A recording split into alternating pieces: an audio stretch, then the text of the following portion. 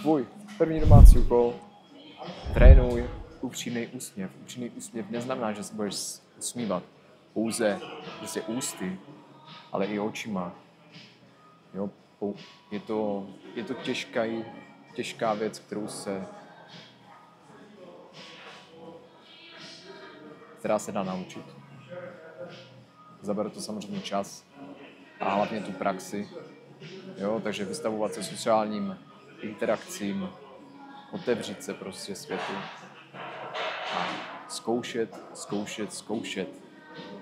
Jak to prostě ty zkušenosti, co můžeš fakt jako vytěžit do maxima, jak to za tebou nepřijde. Takže neboj se toho, prostě jdi, usmíj se na mámu,